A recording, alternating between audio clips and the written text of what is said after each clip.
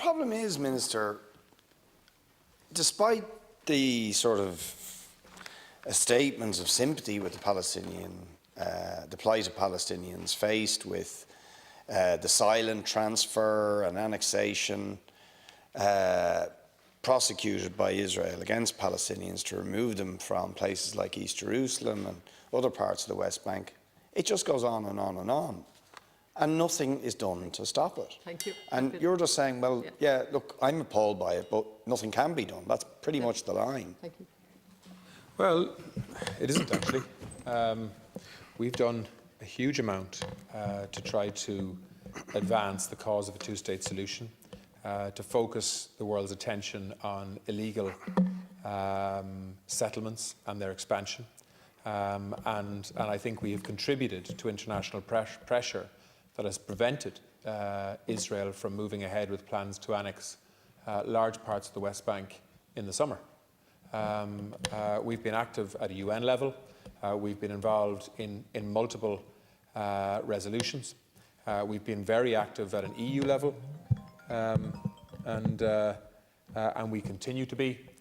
In fact, only last week I spoke to my German counterpart in relation to what's been described as the Amman Statement, where France and Germany met with Jordan and made a statement following that meeting, reinforcing EU support for a two-state solution and a rejection of annexation and breaches of international law.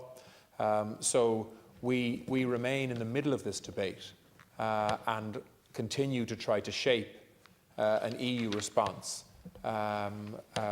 towards equality of treatment of both Israelis and Palestinians in a way that can lead to a negotiated solution that both sides can live with in terms of both security and statehood. And that's what we'll continue to do. So we are far from toothless in this area.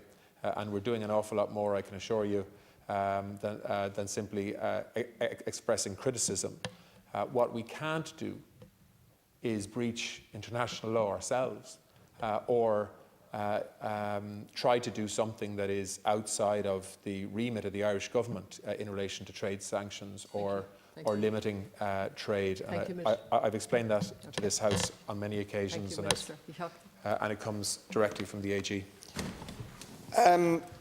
Since January, there has been a 55% rise of structures targeted with demolitions or confiscated in the occupied territories, and a fourfold increase in the number of displaced people. So while all these statements are being made, the situation just continues to get worse. In East Jerusalem, 24 structures were demolished last month. So it just goes on, and no action is taken. There are no consequences. Is it any wonder that Israel just feels they can do what they like? Because you keep talking to them, Europe keeps talking to them, expressing concern, but no consequences. So they think, in reality, they have the green light to do what they like because there will be no consequences. And, you know, the only reason apartheid South Africa eventually was brought down because there was consequences for running an abhorrent regime, but there are no consequences for Israel. Thank you. I mean, as I've said, Deputy, if we had this debate last June, people would have predicted that in July Prime Minister Netanyahu would have moved ahead with annexation of parts of the West Bank, possibly even the Jordan Valley. That didn't happen because of international pressure. And certainly the perception was that Israel had been given the green light to do that, and they didn't, and were talked out of doing that by powerful allies of Israel's, but also by I think, very direct messaging from the European Union, which Ireland was very much involved in terms of some of the debates on the Middle East peace process at that stage within the Foreign Affairs Council. So I agree with you that in many instances Israel acts with impunity. They continue to impinge on Palestinian lands and Palestinian rights in a way that is illegal.